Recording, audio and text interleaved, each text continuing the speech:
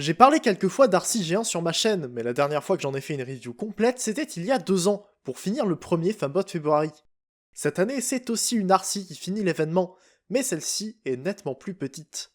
Arcy Géant est l'un des tout premiers personnages Transformers féminins à être apparu dans la franchise, grâce à son rôle dans le film de 86. Et à cause de considérations qui seraient peut-être plus trop acceptées maintenant, le premier robot féminin de la licence est rose et ressemble juste à une femme avec des morceaux de voiture dans le dos. Heureusement, le personnage est maintenant connu pour ses prouesses au combat, plutôt que pour sa simple couleur. Celle que je présente aujourd'hui, c'est la version New Age. New Age est une compagnie tierce qui propose des figurines dans un format Legends et un style extrêmement proche du cartoon G1. Mais ils sont également connus pour la quantité absurde de repaint qu'ils proposent pour chaque figurine, avec notamment des variantes jouées, comics, G2 et Shattered Glass, dans les cas où toutes ces versions existent officiellement. Arcy a été réédité l'an dernier dans ses couleurs standards du cartoon, et je me devais de la prendre pour continuer ma collection de Legends. Je comprends pas trop pourquoi ils l'ont appelé Machine on Mensch, mais pourquoi pas.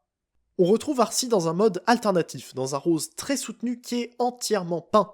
C'est le truc de New Age, toutes leurs figurines sont recouvertes de peinture très durable, ce qui monte pas mal le prix des figurines. Bien sûr, à cause d'une transformation très complexe, le capot montre pas mal de coupes un peu partout, mais c'est déjà impressionnant, pour un design qui est censé être impossible à reproduire en figurine, l'avoir ici de la taille d'une Hot Wheels, c'est vraiment pas mal. En plus, malgré ses bras en dessous, elle arrive à rouler.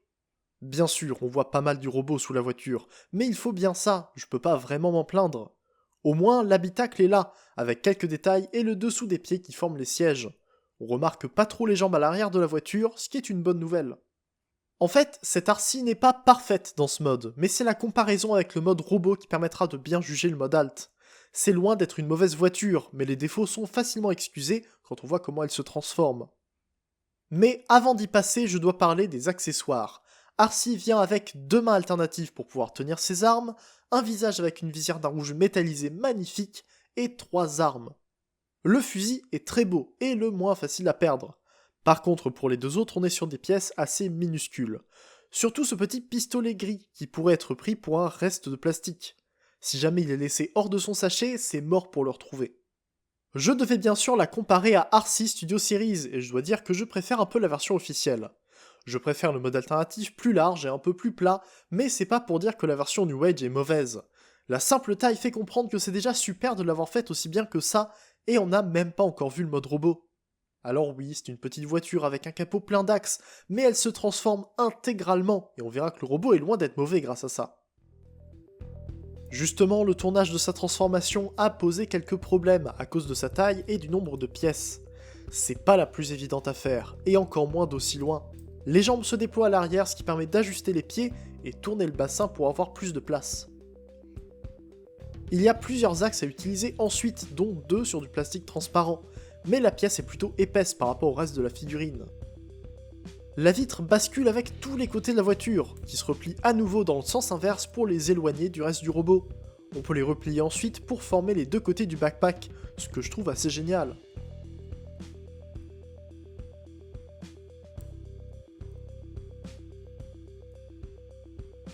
Ensuite, on a le capot et le torse. Une fois qu'on a retourné le tout, il faut étirer l'avant de la voiture pour avoir la place de le retourner et de le glisser à nouveau vers l'arrière. C'est une étape facile à oublier, mais qui aide beaucoup pour ne pas abîmer la peinture. Ensuite, replier le capot sur lui-même est plus simple que ce que je montre, mais encore une fois, c'est pas facile à faire à bout de bras. Par contre, une fois que le torse est fait, il n'y a plus qu'à former la tête et c'est fini. J'avais oublié de glisser l'arrière du bassin vers le haut, une étape à laquelle il faut penser quand on vient en mode alternatif, pour que les pieds logent dans l'habitacle. Bon ok, la transformation donnait peut-être pas envie en la voyant comme ça, mais je vous assure que ça se fait bien quand on comprend les mouvements. C'est peut-être un peu abstrait parfois, mais j'aime bien la transformer. Je suis à peu près sûr que je préfère la transformer plutôt que la Studio Series 86, juste parce que les panneaux du bas de caisse de la studio ne s'attachent pas toujours comme je veux.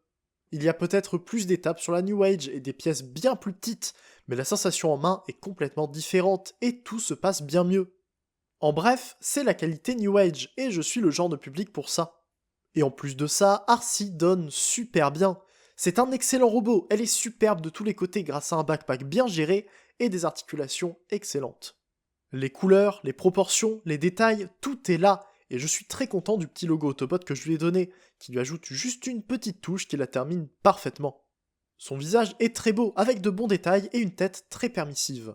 Le changement de visage se fait simplement, c'est juste une glissière.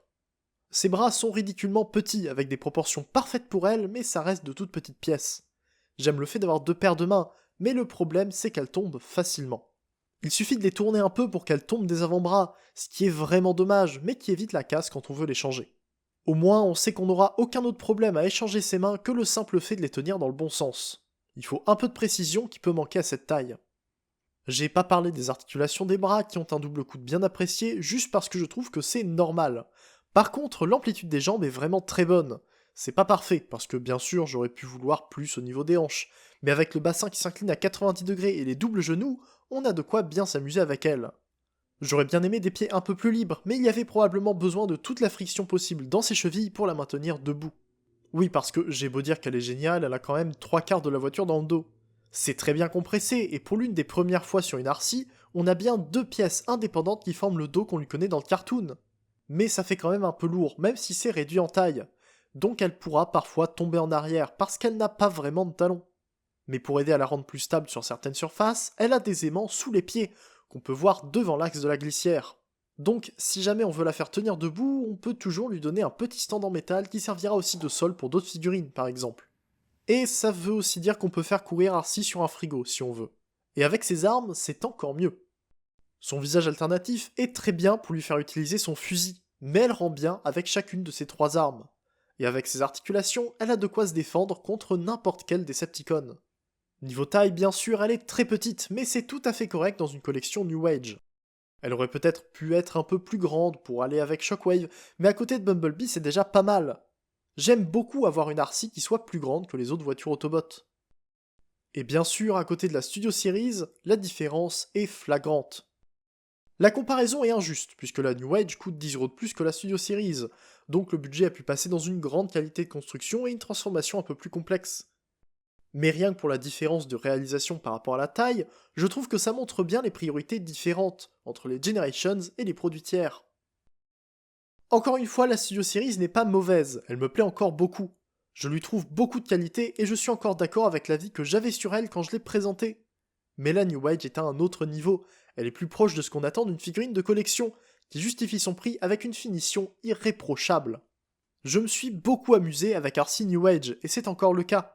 J'ai pris beaucoup de photos d'elle contre Shockwave de la même marque, et même si Shockwave est excellent, il est beaucoup plus simple, et paraît un peu plus grossier quand on le prend en même temps qu'Arcie.